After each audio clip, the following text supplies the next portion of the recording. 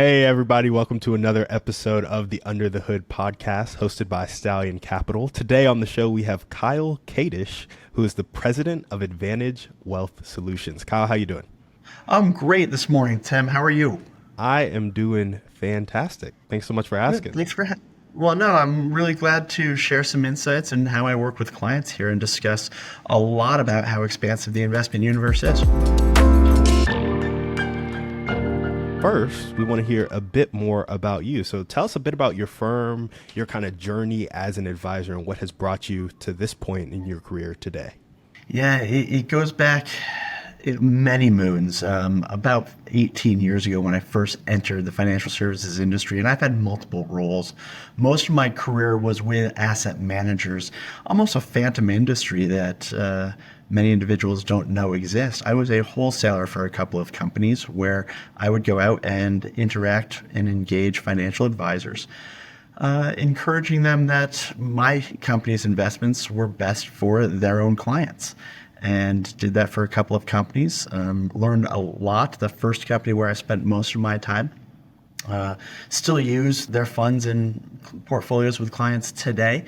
And a lot of that story was about portfolio allocation and the concepts really that every investment should serve a purpose. And what does something do, or what value does it bring to a portfolio? Is it a risk reducer or return enhancer? When I left that firm and joined a different firm, similar role, it was a much more progressive investment platform where my eyes were expanded to the breadth of the universe outside of stocks, bonds, mutual funds, and ETFs. And it really took hold of many of those strategies. Again, use them with my clients to this day. But eventually went out and launched my own venture as Advantage Wealth Solutions. It's just a DBA. It's what I do with my own clients as their financial advisor and registered rep.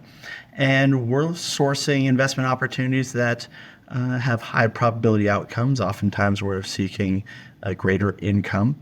Many times they are illiquid investments based on the fact that lower correlation to publicly traded investments, as well as oftentimes a higher income, whether it's due to a different asset class you might have access to, or even just the illiquidity premia, or earning more because the money is not readily accessible at all times.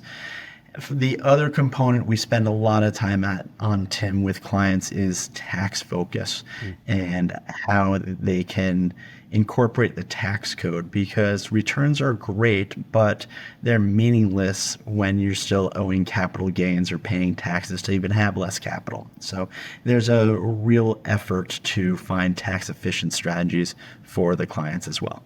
Okay. So when you're looking at a product, you're always like, what purpose does it play in a portfolio? Either income generation or risk reduction. And then there's also a tax planning piece in there as you're picking products. Tax planning is usually the beginning of the conversation, oftentimes specific to real estate investors. It's an area you guys, Stallion, know a little bit about. A little bit. But there are many incentives across the board. That my belief on tax policy, Tim, is that it's a couple things. One, it's created to either stimulate the economy or to encourage behavior.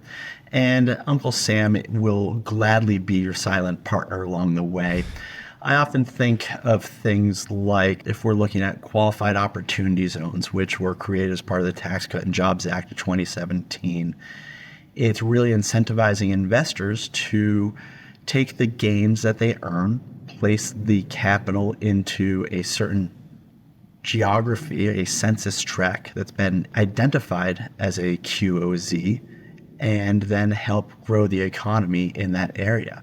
In doing so, the investor will have many benefits along the way, including tax deferral today and tax-free growth after a 10-year period. So, that's a great example where it's both encouraging the behavior as well as stimulating the economy. That makes a lot of sense. And so we know a little bit about you now, but as a person who is managing client capital, you're placing it, you have to stay abreast of what's going on in the market. So where do you go to make sure you know what's going on today, that you can communicate that to clients and just stay on top of things? Yeah, there's a lot of resources out there for investors and advisors. Just the news media and whichever outlet you explore, because so much of markets, I believe, are driven by economic factors. I'm looking at the Fed a lot, and one of my favorite sources is the St. Louis Fed, with their public databases through Fred. I have the app on the phone, but going to their website as well, you can get economic indicators leading and lagging. But big picture, yes, there will be macro events one way or another that we as advisors and reps, as well as the investors out there, have little control over.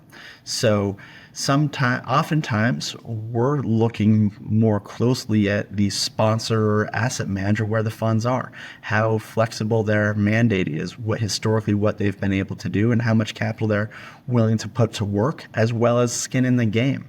Do they have a similar and in-kind interest to the investors? Because macro events will affect everyone, but hopefully selecting the correct manager will have a better outcome than those just subject to the macro. Gotcha.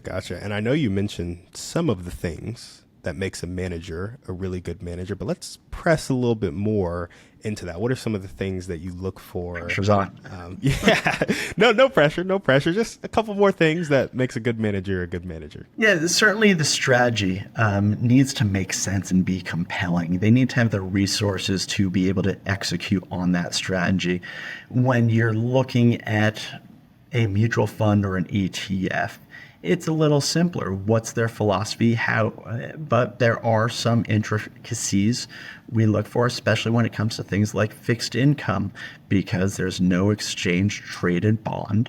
So how deep of a bench and network do the traders have to be able to get the good deals, whether they're buying things at a discount to par or selling at a premium versus the market today? So that certainly is a big component of it, their infrastructure. Looking at their performance historically, while every different marketing piece has the disclosure about historic performance is no guarantee of future results, we certainly can get insight as to how companies have and asset managers have performed historically. And what decisions they made. Was it based on decisions that led to outperformance or underperformance? And then there's another data point out there. The name of it's escaping me right now, Tim. It'll come at the end of this interview, I'm sure, where there are plenty of closet indexers. Oh, it's active share. That's what I'm looking for, active share. So there are some scores out there on many different, let's just say mutual funds, whether it's Sharpe ratio or beta. But looking at something like active share tells you how different they are from the index. If you are paying an active manager a little bit more than you would in a passive vehicle, then hopefully their outperformance is there, or they are not identical to the index. And looking at an active share, when they do have a higher active share number, the more likely they are to not be an indexer. I gotcha. So it was the infrastructure of their kind of strategy. Does it make sense? Do they have the resources to do it? The decisions that they've made in the past, as well as historical performance, and then also looking them up in active share to get an idea of, go for it. Yeah, so if we're one of the other areas I really look at, Tim, with the asset managers on the illiquid side is how deep their relationships are. We spoke about the infrastructure and network on publicly traded vehicles, especially the mutual funds with fixed income and the bond traders. But when we're looking at illiquid investments, take a look at Stallion and what you guys are doing there. One thing I would focus on is your strategy focuses on residential. And within that residential space, are you sticking true to a single asset class or geography there? And what's the underwriting process? And is that ever going to change? If it could change, why would it change? Because my clients are placing trust in me. that I've done a good job sourcing the environment, finding good investments for them. And when I'm looking at managers, I need to have that same trust and knowledge that they are good enough, have the resources and the knowledge to best execute. I like that word that you said there, trust. It's kind of like just the word that our business is built on, right? That business in general is built on. And we've seen a lot of clients come to Stallion for that trust. And because we're a local manager kind of focused on Texas, and everybody in Texas really likes the Texas market. And so that's something they appreciate and that we stick to our bread and butter. So Kyle, I am curious though. We've talked a little bit about where you go to get market insights, what you think of managers, but let's talk specifically about the current market right now. What factors are important to pay attention to, and what are some high-level strategies you have to address those factors? Yeah, equities are always tough because one person's crystal ball is as good as the next. And there's a lot of emotion running around. Yes, there are true tenets that will have historically paid off, like systematic investing or automatic investing, putting a little bit each month away through a 401k as an easy example of doing that. And yes, it continues to grow wealth, and you'll be dollar cost averaging and buying at the highs and lows along the way, but end up with more at the end of the day. But the current market, for the past 4 or 5 years, I've really been looking with clients in a couple of different areas for a few different reasons.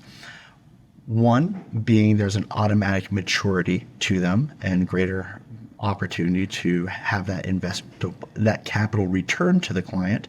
And two, looking at spreads and where they can get a little more of a return or a higher risk return profile on the investment. Those two areas, Tim, are both private credit and construction development. Why I say that? Well, in the private credit space, the assets are tied up. It is illiquid, and you would receive a premium of that, usually a couple hundred basis points. If you're giving your money to someone for 2 to 3 years and you won't be able to have immediate liquidity, you should earn more than someone who gives their money and you can call it back at any point in time.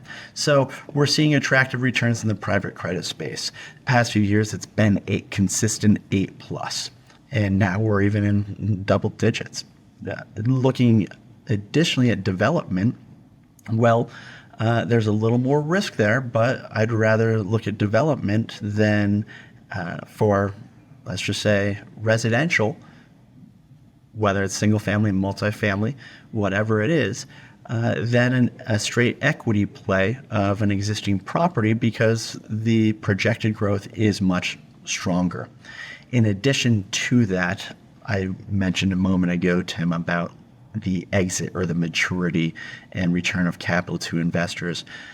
With the fixed income component, any mortgage or interest or any promissory note that a lender provides has a fixed maturity. The borrower is going to pay back over a certain schedule.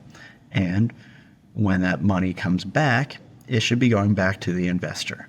Likewise, in development, if the objective is to develop a property and have someone buy the nearly completed or completed and stabilized product, well, the money can go back to the investor. And it's at that point in time, working with my clients, that we then determine where to reallocate based on current macro environments. So I've seen those trends. That's the trend I've been pushing the past 4 or 5 years because of the liquidity premium and expected return horizon of capital. Still waiting for those things to come to fruition on the return of capital. Money I've placed in the past 24 months is still out there working. Some money actually started to come back already as well. But looking at the macro landscape, those are two areas I've focused on for a higher risk return profile, as well as higher income streams for the clients when we began the fixed income focus 4 or 5 years ago, and rates were much lower. I gotcha. And so with focusing on those two strategies, getting that higher risk return profile, it was both hey, let's get you guys a better return, but also let's pick sectors where the risk is appropriate. Like you're not going into private equity businesses where, you can get higher returns than some of those private credit funds, but it may be a bit riskier. Is that accurate? Generally speaking, yes, there are some private equity deals we've participated in, but it's a different client profile who does have a greater risk appetite and has less predictive of a return pattern. Maybe it was tax-focused investment, tax-efficient strategy we were employing as well, where there are some private equity deals which could be completely tax-free, looking at different parts of the tax code, or there might be depreciation to offset income and gains in the future as well. So generally speaking, yes, but with each client, we certainly look at a broad landscape to try finding the best situation. I gotcha. And it was one of the first things you do with clients, gauge that kind of risk profile so you know what opportunities to place in front of them, or is there something else? Yeah, it certainly is. That's where the conversation has to begin. They really steer the ship as to what they're looking for, and we collectively determine whether or not I can help them achieve that. There are plenty of ideas I have, but they're not right for everyone, and suitability is a big issue on that. So looking at my clients, their income, their net worth, that's where we begin the conversation, and then let them open up with what their goals and objectives are. I can only help find what's in their best interest or respond as a fiduciary if I know what they're trying to achieve. I gotcha. And so now talk to me a little bit about, given the current market, everything that's going in, what a portfolio geared towards accumulation looks like. They're not really looking for those distributions. They want to multiply their net worth and their assets as much as possible. Where do you start guiding that person? Yeah, let's go back to a few moments ago talking about fixed income, because people always think of fixed income as just paying out cash flow, and it certainly does do that. But let's remember, total return is comprised of two components: not only the value of the asset or that investment, but also the income along the way. And there are plenty of opportunities out there that might be paying an income that could get reinvested time and time again. And that just goes to total return and, of course, compounding. I think for some clients, yes, we look at investment allocation with income producers and growth generators and risk controllers. But oftentimes there can be those income producers that are growth generators. Yep. Because when we're looking at fixed income at a couple hundred basis points above other fixed income, and the probability of that outcome to continue to pay over and over on a monthly or quarterly basis over a 4 or 5 year schedule, compounding, that can become substantial. So accumulation doesn't just mean growth. It might mean taking that monthly or quarterly distribution and reinvesting it somewhere else or continuing in compounding. That is a great point of clarification, because it is easy to think about, okay, I want to accumulate, I just need to grow, but that reinvestment of dividends and allowing it to compound in that vehicle that is fairly safe and producing income can be a solid play. It certainly can be. Now, not every vehicle or investment does allow those reinvestments, or a DRIP, dividend reinvestment program, DRIP, but some do. And maybe it's taking that distribution, putting it somewhere else in a high growth or higher earning interest rate. So it won't necessarily be an 8 or 9 that the investment could be paying, but maybe it's still the 5% compounded in a money market. So you're at least helping continue to allow that capital to work for you. Yep. And so typically we would also ask what a portfolio geared towards income looks like, but it seems like we've touched on both. It's a portfolio that can both generate income and produce that growth with that reinvestment. Would you say that's accurate, or would you have something to add there? Well, let's add another component here. You asked about the accumulation and growth, and I went to income. Well, let's look at the income and explore the growth opportunity as well. Because many people think of laddering a bond portfolio, so there will be continuous liquidity every few months or years, whatever it might be, based on the size of that portfolio. Well, maybe we ladder some equity investments or growth investments as well to have that return of capital to the investor that they can then use for their cash flow needs. If we're looking at fixed income or an income portfolio, my real focus then becomes, let's not look at just bonds. Let's look at the entire investment universe and see what the real purpose here is. It for cash flow of the investor? And if it's for cash flow, yes, maybe we can help receive that cash flow with return of capital cycled or laddered over the course of their portfolio's life and draw it down. Here's a different way to look at it. Or if we think of you flip through a magazine or you're watching TV, how often do you see advertisements for a new drug, a new pharmaceutical, and then individuals then start going to their doctor and asking for, I need that. Ozempic's the big one right now. Everyone wants Ozempic. It's out of supply at many pharmacies nationwide. Well, it could happen the same with many investors going to their financial advisor saying, I need an income portfolio or I need bonds. Well, maybe not so. So when I'm working with my own clients, again, we're looking at their best interests and fiduciary standards, depending on the relationship. Maybe we're constructing something that will provide that cash flow that they need that's not coming exclusively from fixed income. Elaborate a bit on that for me. There's one investment I work with right now who the company is involved in entitlement and land development. Obviously, just working through local processes to change the purpose or zoning of property. And the fund makes those investments. The fund works with the local municipalities to change the function or purpose of a land for a higher and better use. Most municipalities like the higher tax base and are easy to work with in that process. The process might just take a little while.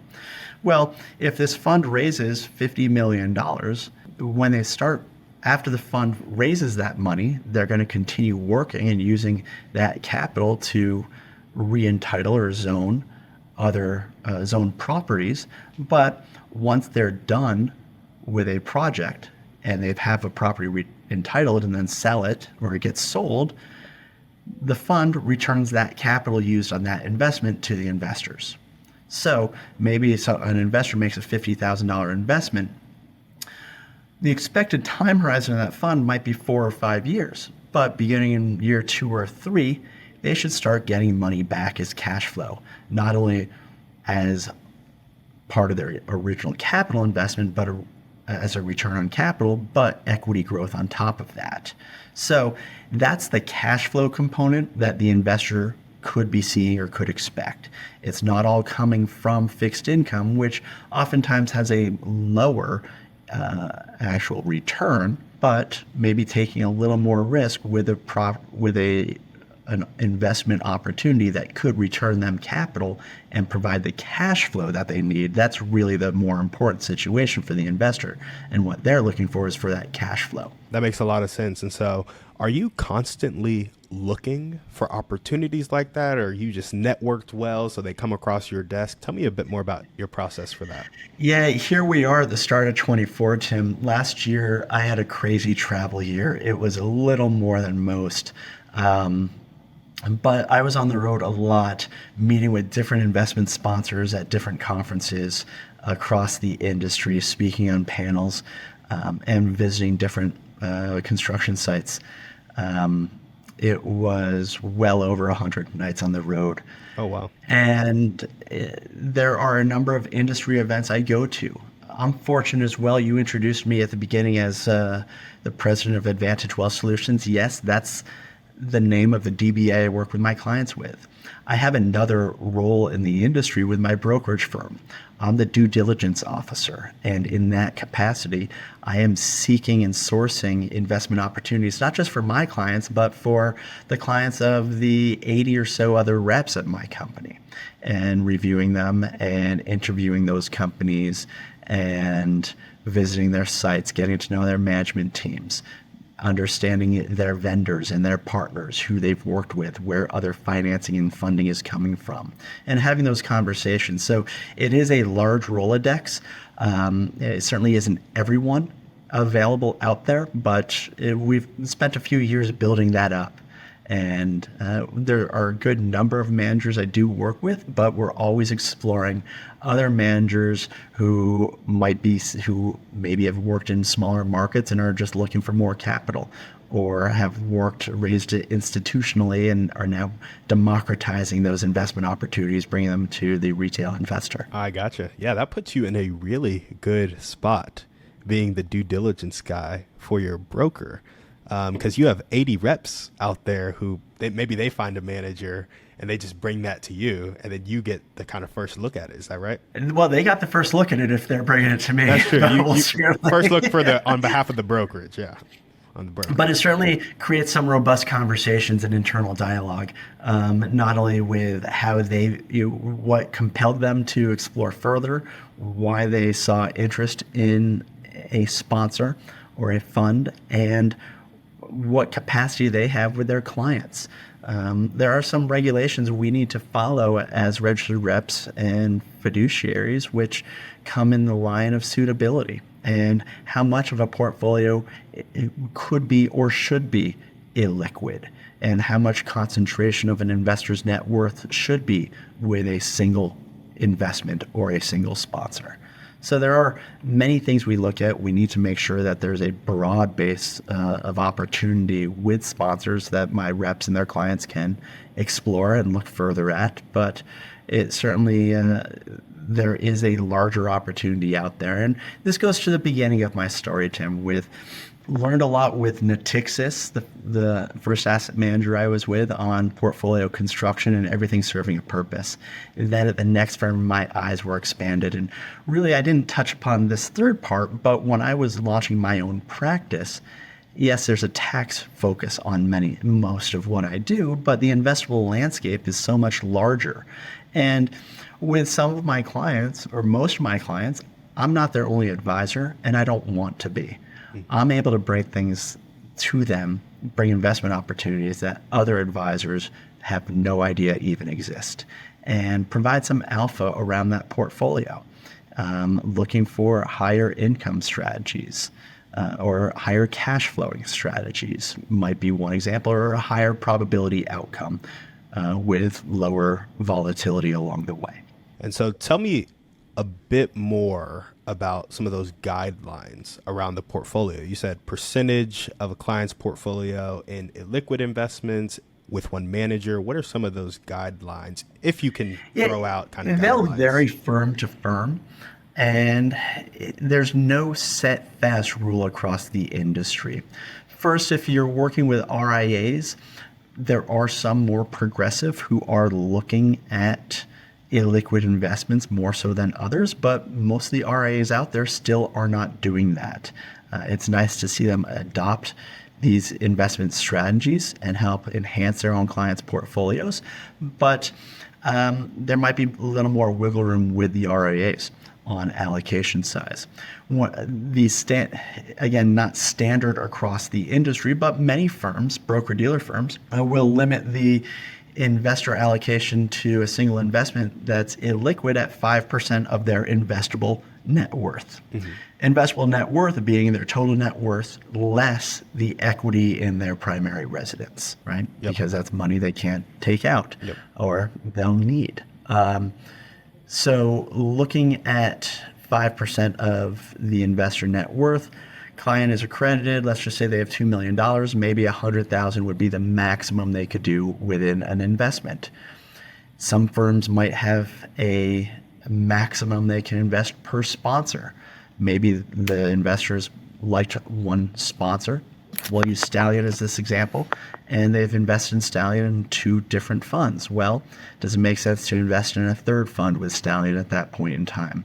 Maybe it does, but most broker-dealers would say wait for some return of capital to come out of the first fund you invested in and then redeploy it in their newest fund, so you're not overly concentrated with one sponsor. And then generally as well across the broker-dealer landscape, there will be a maximum limit on all illiquid assets, somewhere around 30% either side, depending on firm's own rules and suitability. Again, all this comes down to suitability, where these are general guidelines. It comes down to what the investor has capacity to invest with, what additional resources they have outside of the brokerage accounts, and their own ability to grow their wealth themselves or take on those additional risks. For sure. And so underwriting, would you say director, underwriting maestro? What kind of term would you put under? No, not at all. There's some art and science to it. I have many conversations with the sponsors. I review all of the product placement memorandums, those 200-page books in size 8 font with tiny margins and single spaced. Fortunately, there's some charts and graphs in those PPMs. But we're also, it's not just me doing this. Yes, I run the due diligence for the firm, but there's a product committee that involves the principals of the firm and myself. Some brokerage firms have the product committee include a couple advisors as well. We're certainly taking interest from advisors to help guide and steer, because I want to find good products that investors or that advisors see a fit for with their investors. If no advisor is going to use it or doesn't have capacity to employ it with their own clients and their clients' capital, it's not worth my time to even review. But it's a collective collegial process, healthy conversations as to yes, some macro effects, but more on the fundamentals of the deal, what's presented to us through the documents and offering materials, and what risk component exists for the investor and their tolerance for that risk and suitability. I like that a lot. I feel like that gives just a good insight into how this process can get personal based on the manager and based on the investor, and specifically what products you want to bring to your advisor based on how they may be feeling about the market or how their clients may be feeling about the market at any given time. 100%, Tim, because markets are dynamic. There's such little in this world that we can control. And what we were reading in headlines last week might be different from today or next week. Yep. Even on those economic factors, the Friday jobs data last week, that's going to change going forward. And maybe for the positive or the negative, and how will individuals and markets and policymakers react to that? So with that in mind, we are always exploring what opportunities exist. That's one of the major reasons why we don't tie everything up in illiquid securities, because there are outside factors we cannot control. And will the investor need access to might the investor need access to liquidity or other capital at some point in the future? Yep. Certainly. And we always like to jump into the kind of bit more about your firm before we close out the show. So first, I want to start with, tell us a bit more about what you think is important to the client-advisor relationship. You manage a book of business. You also handle some due diligence, but you interact with a lot of reps. What do you think is key to that client-advisor relationship? Yeah, it comes down to communication. Even after the investment, consistent communication, even if it's quarterly. Not everyone has the capacity to make those monthly or weekly calls with investors. Fortunately, with most of my clients, Tim, the investments are illiquid and not a lot changes day to day, week to week, maybe even month to month. But quarterly, we might have updates on occupancy data or net operating income, or where a development project is in, which stage it's in, and CO yet.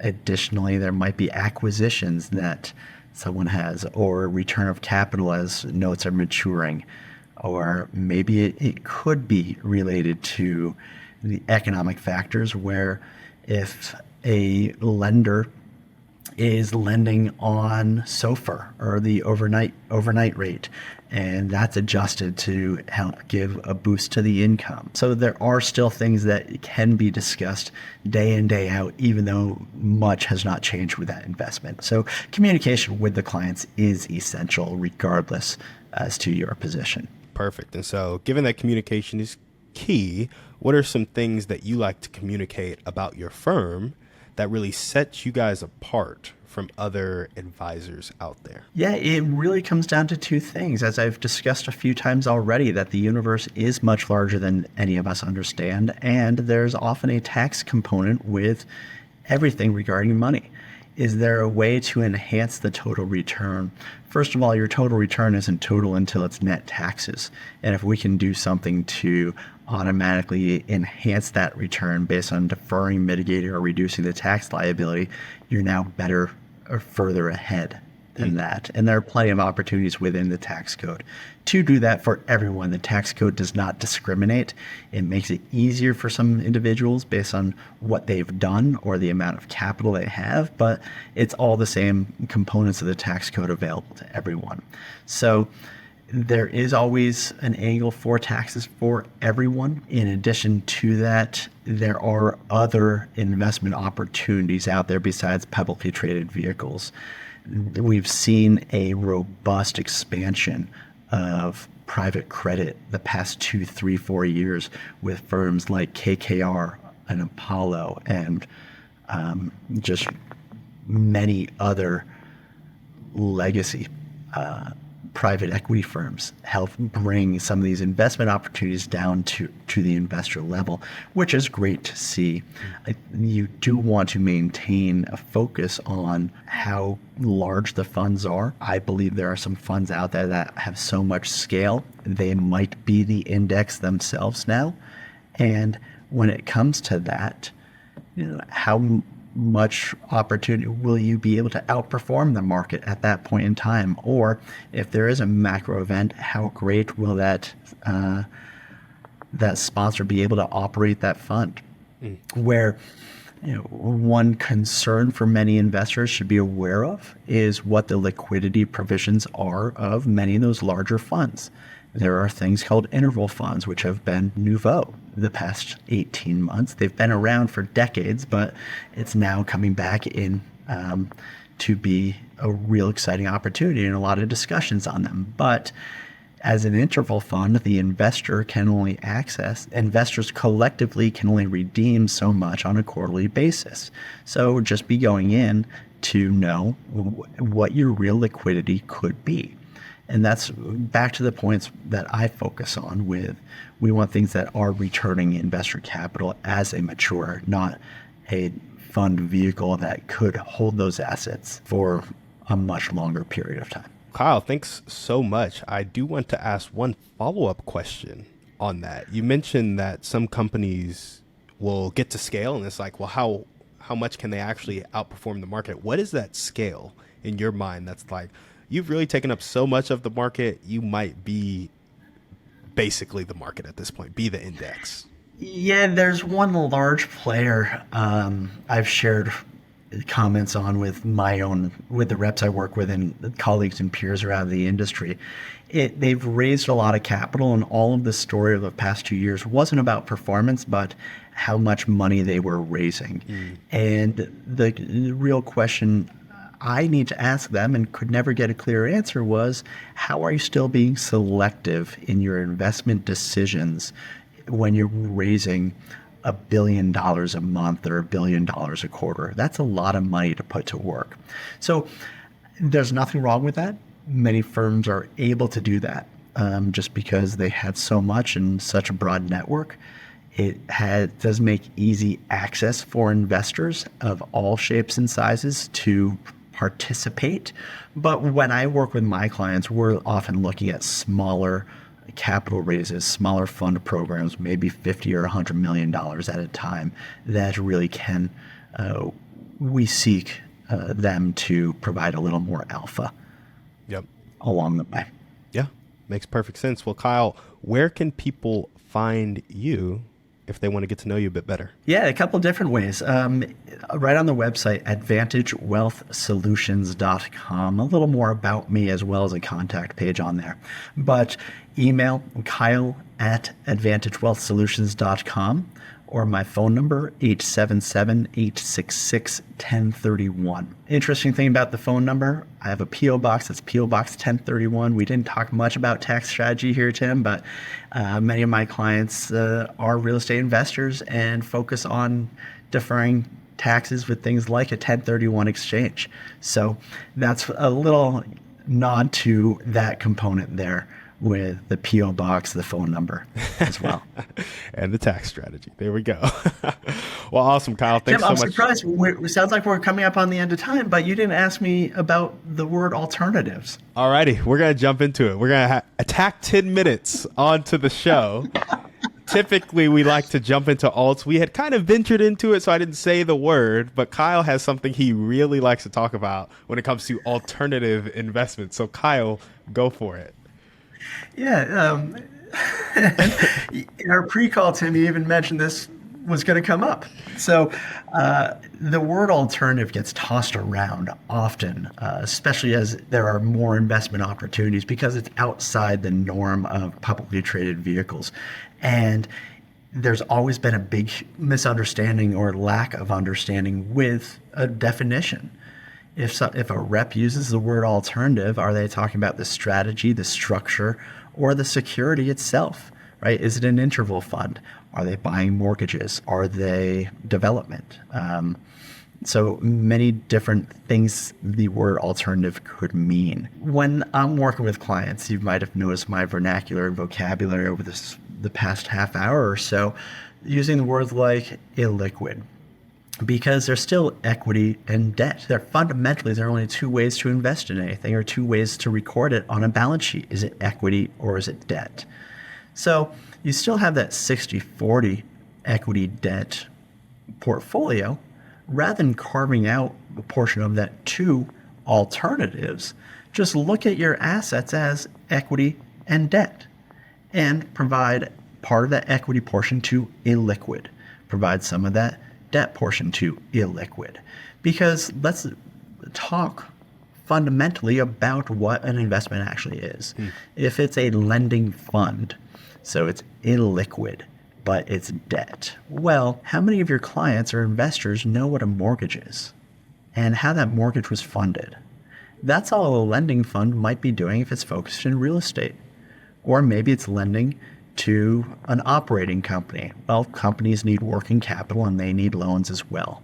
And so what are the covenants in place for those loans?